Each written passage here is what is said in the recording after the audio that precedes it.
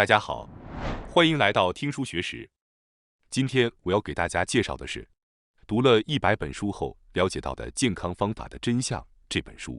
许多人在面对市面上的各种各样的健康书籍时，会感到十分困惑，不知道应该如何选择。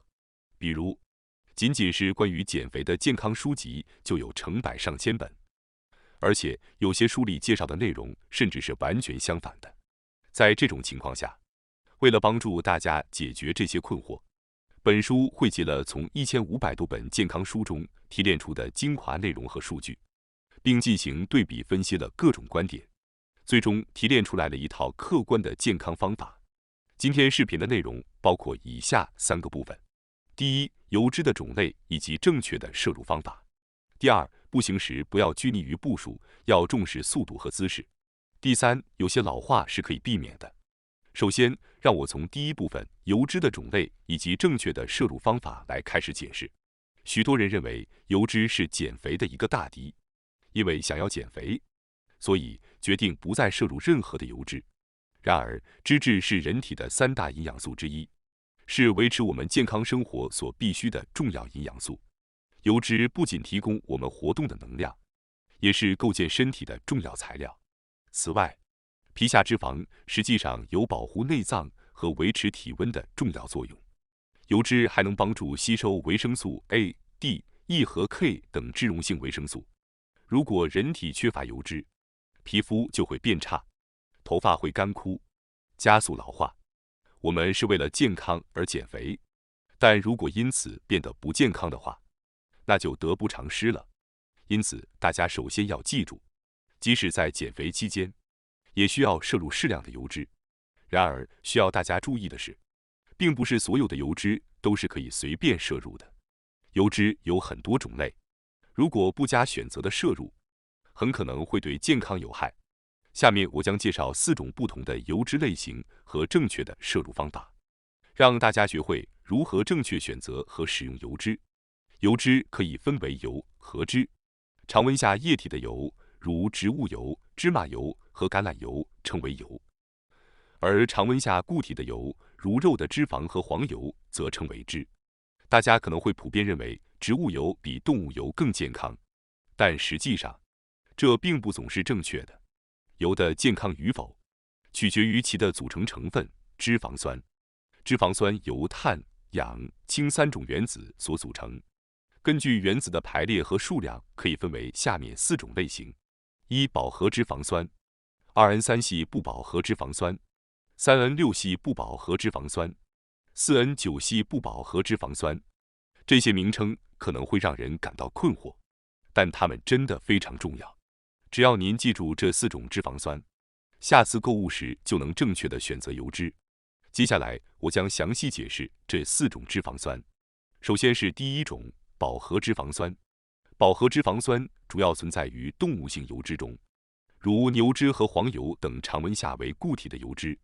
摄入它们会提高人体胆固醇的水平，增加患动脉硬化的风险，因此建议减少其摄入量，以预防心血管疾病。然而，摄入过少的饱和脂肪酸也会增加脑出血的发病率，所以关键在于在常识范围内适量摄入。接下来是第2种，N3系不饱和脂肪酸 Omega-3。N3系不饱和脂肪酸主要存在于鱼油和植物油中，如 DHA 和 EPA。DHA 有助于改善人体血液的循环，活化脑的功能，而 EPA 有助于预防动脉硬化和心肌梗塞等疾病。鱼类对健康有着很多的好处，对血管、心脏和皮肤都有积极的作用，因此应积极摄入N3系不饱和脂肪酸。接下来是第3种，N6系不饱和脂肪酸 Omega-6。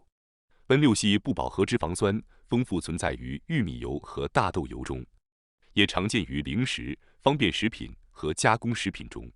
虽然具有一定的健康作用，但过量摄入可能引发人体的过敏和动脉硬化，因此应该控制N6系不饱和脂肪酸的摄入量。接下来是第4种，N9系不饱和脂肪酸 Omega-9。N9系不饱和脂肪酸大量存在于橄榄油和菜籽油中，具有降低胆固醇的作用。它们不易氧化，耐热性强，非常适合日常烹饪时使用。现在我们已经了解到了4种脂肪酸，但有一点需要大家注意一下，基本上没有一种油脂是仅由单一的脂肪酸所构成的，每种油脂都由多种脂肪酸所组成，不同油脂的比例各不相同。例如，牛脂虽然富含饱和脂肪酸，但也含有大量的 Omega-9 不饱和脂肪酸。虽然植物油如橄榄油和菜籽油看起来十分相似，但棕榈油实际上含有更多的饱和脂肪酸。饱和脂肪酸主要存在于动物的油脂中，过量摄入会提高人体的胆固醇水平，增加动脉硬化的风险。然而，植物油中也有含有大量饱和脂肪酸的油脂，所以不能简单的认为动物性油脂有害，而植物性油脂有益。关键在于要理解摄入的脂肪酸的种类，认真的考虑其成分。现代人摄入油脂的方式存在着严重失衡的问题，其主要原因之一是对鱼类消费的减少。大家最近吃鱼了吗？现如今肉类的消费已经超过了鱼类。如果您更喜欢吃肉，可以尝试着多吃一些鱼。当然，这并不是说完全不能吃肉，只是需要适量。推荐每周吃3次鱼。同时，请大家注意加工食品中隐藏着的油，特别是为了口感和外观使用大量不健康油的食品，例如便利店的三明治、薯片、蛋糕、巧克力等食品，以及餐馆和快餐中的菜肴中都含有着大量不健康的油。建议大家减少外食和加工食品的摄入次数。此外，查看食品成分表也是一个很好的习惯。成分表中靠前的植物油可能含有着大量的 Omega-6 不饱和脂肪酸，应该尽量避免这些产品。通过逐步减少过量的不健康油的摄入，就可以实现健康的饮食习惯。希望大家明白，不是所有油都是对健康有害的，适量摄入维持人体健康所必须的正确的油。从今天开始实践平衡的饮食，这将有助于我们实现健康的减肥和抗衰老的目标。接下来是第2部分，步行时不要拘泥于步数，要重视速度和姿势。不论是想减掉腹部的赘肉，担心脸部松弛，还是为了缓解压力，每个人选择运动的理由各不相同，运动的种类也多种多样。有的人会去健身房，也有的人会练习瑜伽，而选择步行运动的人也很多。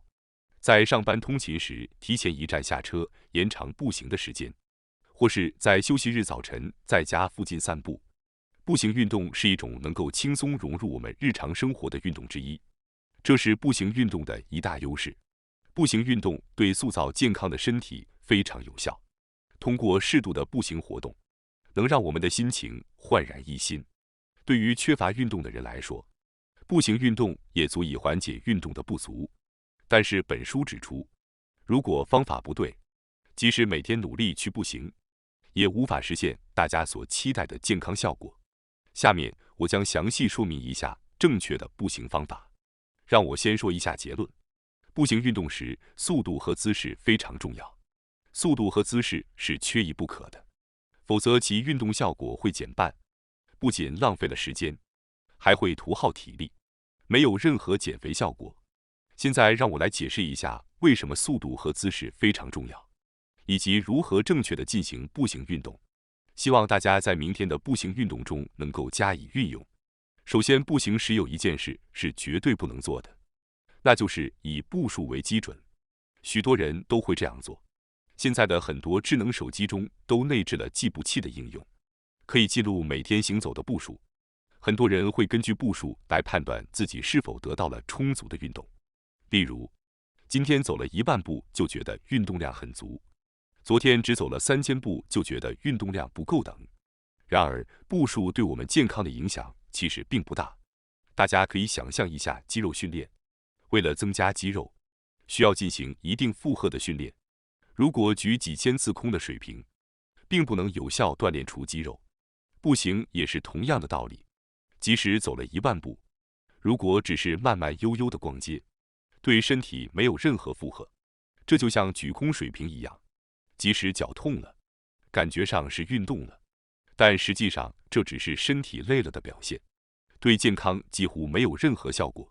许多人建议缺乏运动的上班族提前一站下车，走一站路的距离，但这种方法也是几乎无效的，因为在上班的途中，通常是不会进行高负荷步行的，所以大家不要在意步数，也不要在意步行的时间。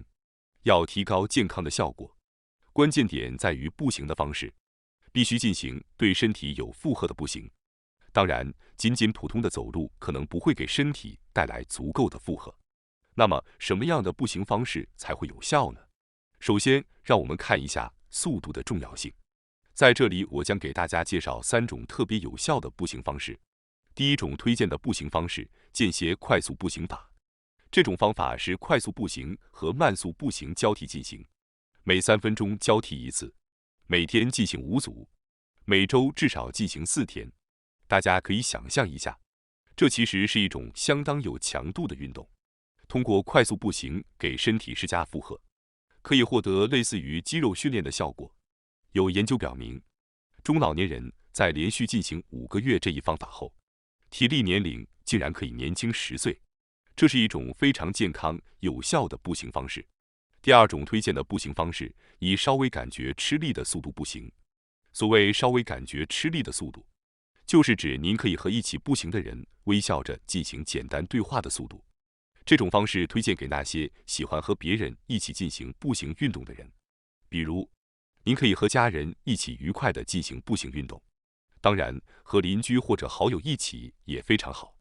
这不仅可以度过美好的时光，还能提升您的步行动力。但是请注意，如果您可以轻松地聊天或哼歌，那么这种速度就太慢了。步行时要保持一个能够进行简单对话的速度，并且不要忘记微笑。在坚持大约2到3个月后，你会明显感觉到体力的提升，同时也能增进与家人或朋友之间的感情。第3种推荐的步行方式，在散步中加入20分钟的快速步行。之前我提到过，其实我们并不需要每天走1万步，只需在散步过程中加入20分钟稍微感觉吃力的步行即可。大家可能觉得20分钟的快速步行很简单，但如果您平时不怎么运动，那么这20分钟也可能会让您感觉到很吃力。这种吃力感正是身体负荷的证明，说明您在进行有益健康的步行。以上我已经介绍了3种推荐的步行方式，但有些人可能会觉得这些方式太辛苦，或者想要进行一些更加轻松的方法。在这里，我给大家介绍一个秘技：小步慢跑。听到慢跑，大家可能会觉得会比快速步行更累，但其实并不是这样的。小步慢跑指的是用很小的步幅，轻轻的、缓慢的跑步。小步慢跑的运动效果是步行的2倍，而且您可以在室内进行，非常适合那些忙碌或不想外出的人。虽然小步慢跑的速度很慢，但它的运动负荷比普通步行要高。对于觉得前3种步行方法难以坚持的人，可以尝试一下小步慢跑。以上我们已经讨论了通过步行速度来给身体施加负荷，从而获得健康效果的相关内容。步行运动还有一个非常重要的因素，姿势。每个人的步行姿势都有一些小习惯和特点，您可能也有通过步态和脚步声辨认出某个人的经历。正确的姿势对于步行运动来说是非常重要的。大家可以想象一下短跑运动员的姿势，手臂的摆动，背部的挺直，大腿的抬高。正确的姿势可以让他们最大限度地发挥出自己的力量。相反，错误的姿势不仅不会带来效果，反而可能导致受伤。所有的运动都要求正确的姿势，步行也不例外。如果身体姿势不正确，就会出现驼背、腰部过度弯曲、外八字步等，导致身体负担的加重。本书推荐一种叫做体干步行的方法，肩胛骨微微收紧，骨盆稍微向前倾，保持收紧下腹的姿势，背部挺直，合理运用全身肌肉，自然就会形成正确的步行姿势。这种姿势可以让您充分利用全身肌肉，提高步行的效果。最重要的是还能预防受伤，特别是对于50岁以上的人群来说，姿势尤为重要。因为50岁之后，人体的足部形状和步行方式都会发生变化，步行速度也会急剧下降。随着年龄的增长，步幅变小、腰部弯曲、肌肉力量下降等变化会逐渐显现出来。如果不注意这些变化，就会无意识地以不良的姿势步行，这会导致腿部和腰部受伤。为了避免发生这种情况，我们可以在街上走路时，通过橱窗的玻璃看到自己的步行姿势。如果发现姿势不正确，就要记得挺直背部，收紧下腹，从而保持正确的姿势。通过关注步行速度和姿势，我们就可以合理的运用全身肌肉，达到高效且无伤害的步行效果。接下来是第3部分，有些老化是可以避免的。我们将讨论抗衰老的问题。人口老龄化问题越来越严重，但是即使年纪大了，我们也希望能够保持自己的活力。为了达到这个目标，从现在开始，重要的是要有正确的知识和信息，过上真正的抗衰老生活。老化是在身体发育成熟后，随着年龄的增长而导致生理机能的下降。正常的老化是1年又1年的积累，体内的衰老现象。但是如果过度饮酒、缺乏运动、吸烟、喝酒等各种不良因素加入其中，就会导致严重的老化现象。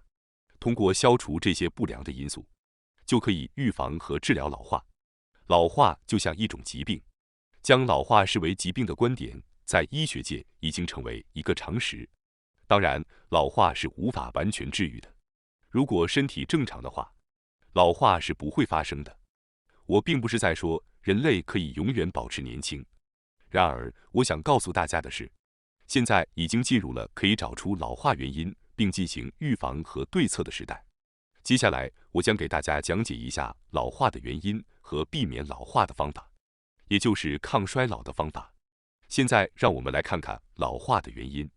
这些原因主要有氧化、糖化和慢性炎症这3个方面。